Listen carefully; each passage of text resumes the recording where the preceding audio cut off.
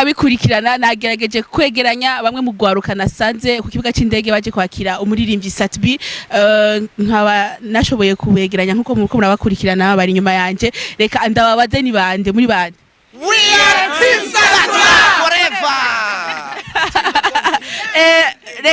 reka mbazu muko barakubwiye ngo we are Team Satura mvana abanywanyi ba Satura ndakuramukije ya mwiriwe urakomeye ndakomeye cyane gose ndabona mudari zose zo kuza kwakira ntubona ko ndi bien ndabona mudari zose zo kuza kwakira umuririmbyi wawe ya ivyo nyene ndabize kuva kera nyene nivyo bintu vyiwacu nya bisanzwe ya munegeza kuja muri mudu nye kumwakira kwera nyene ni king mbega ni igiki cyagutumye ukunda Satbi wewe ikintu cyane ndamukunda bo we ni iki cyatumye tukunda aka kazi ni byoroshe ndabibatuye ndabaza nkabazwa ego mbona nuko nziko hariho abaririmbyi benshi mu Burundi abo ntarinze kudondagura ni benshi cyane turabazi mugabo iraboneka ko mengo uri umuririmbyi ukurikirana cyane yo bari Satbi ni kubera iki bon nkuko inyoni yose imenye igiti tahako niko nabantu bose bamenye ivyo bakunda kandi abantu bose bafite abaririmbyi bo bakunda so jewe nabagenzanje twahisemo gukunda Satbi kubera iki nyene ibintu byinshi biro byo gukunda ariko twaresemo kumukunda nyene kubera twabonye afite vision ubwa mbere yo guteza umuziki guteza imbere umuziki ndundi itaka bitubona ko ari umuntu afite ubwenge bwinshi cyane se bintu umuntu akreye ibintu byinshi kandi abantu bakavyigako n'imyaka mike yo afite mu muziki me binageze ko vrema birashimishe nta utomukunda kika nawe ndakika usanga nawe umukunda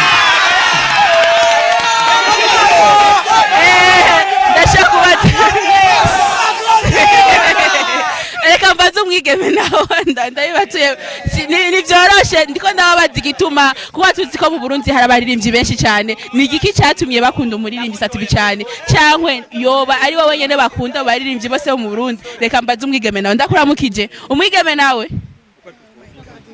ni sawa yego ni sawa urakomeye cyane gose wewe uraboneka ko uri umwigeme kandi ujuberewe cyane ndabigutura ndafuta of course ni igiki wowe novuga nti jewe ngirageje kuraba Satbi mu baririmbyi b'abarundi atandukanyije ngaha no ngaha ni iki kintu gikuru cyatumye ndamukunda cyangwe mba ndi hafi y'ibikorwa vyiwe cyane bon first of all Satbi agakora neza n'umustar agerageza kwipushinga wenyene n'umuntu ashora gukora ikintu kiri différemment n'abandi ba star icyo namukundiye cyane cyane yes. None tugerageje kuraba Uburundi burakeneye ugwaruka nka mwebwe abaririmbyi bacu barakeneye ugwaruka nka mwebwe mbega nta kuntu hoza umuntu akabasa akavuga nti ntimushigikire Satbi wenyene mushigikire n'abandi baririmbyi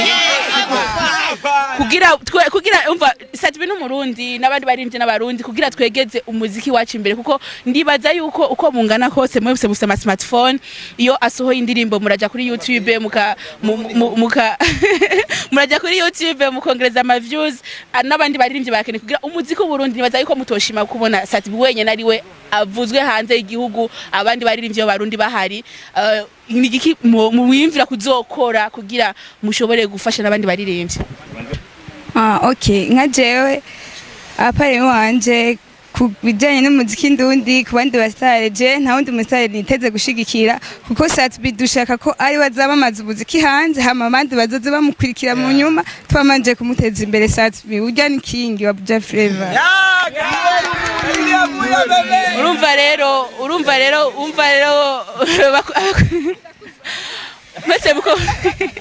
mwese muko muradukurikirana umva inyinshi bampereza ziraboneka n'ukuri yuko je ku ruhande rw'iwanje navuga ko ndabishimye cyane kuko ngirageje kuraba nta utovuga ati reka Uburundi twige mu muziki twige abandi ibindi bihugu baze gutera imbere mu muziki tugaje kuraba mu bindi bihugu usanga bafite ama team usanga bafite ama groupe baba bumva nyene ko bari tayari kuri uwo muririmbyi wabo nibaza ko ivyo bidufasha kuko ntaheza ngo atambe yirorera so iyo ndirimbo iraronka ama views apostinze ikintu kuri Instagram araronka ama like menshi murazi ko ari byo bintu byama bibazwa cyane iyo umuririmbyi wacu asohotse hanze y'igihugu bararaba kuri internet bakaraba Instagram yiwe vyifashe gute bakaba YouTube yiwe fashe gute iyo umuririmbyi ramaze kuba afise abamushigikiye team nkuko mubona baba ugwaruka ruri nyuma inyuma yanje ni ikintu kiba ari cyiza cyane kuko cerekana yuko adatamba yirorera hama nta bindi mfise no yobaza ndabashimiye. Turagushimiye cyane rwose.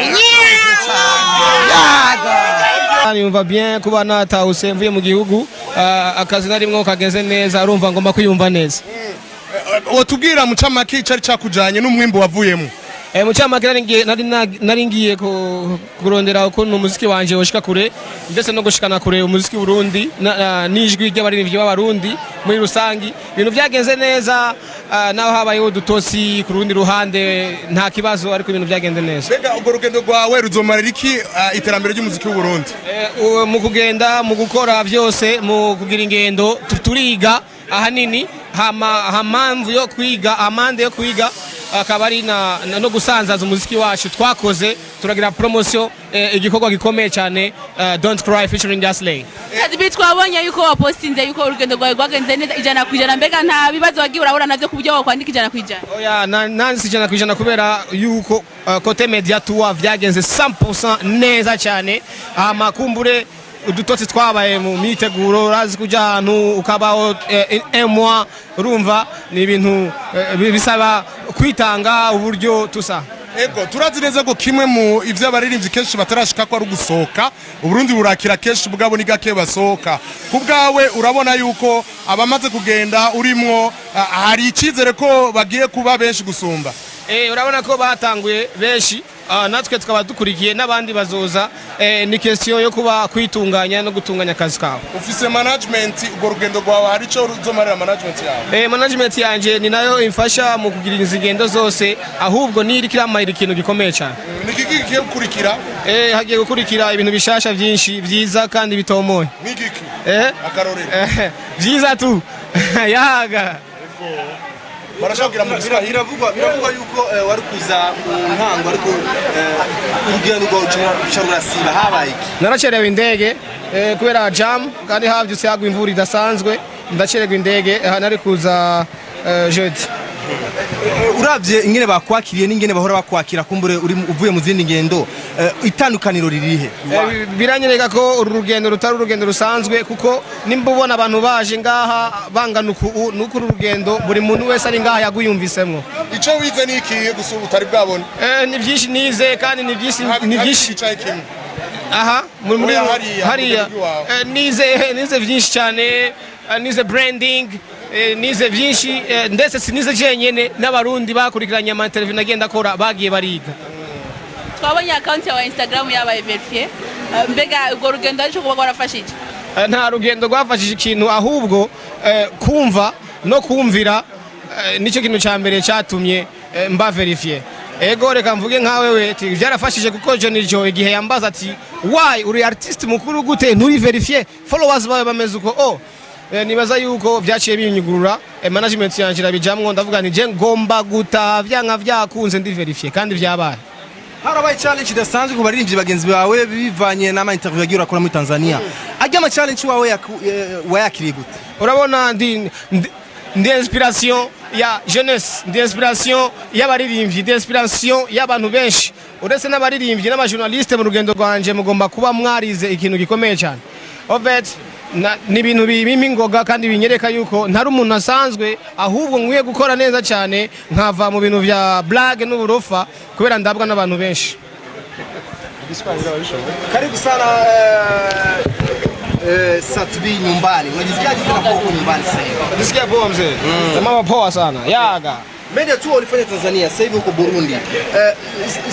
Media tour yako ilikusaidia nini ukilinganisha na sana yako inapofikia sasa? Ninapotangaza muziki wangu wa Burundi ndio kitu cha kwanza na kutangaza muziki wangu personally ni kitu cha kwanza ambacho nimefaidi sana katika hii safari.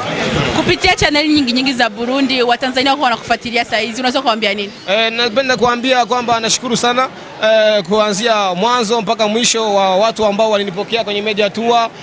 Nashukuru sana watu tofauti akina Romi na wengine wengi sana nashukuru. Thank you so much.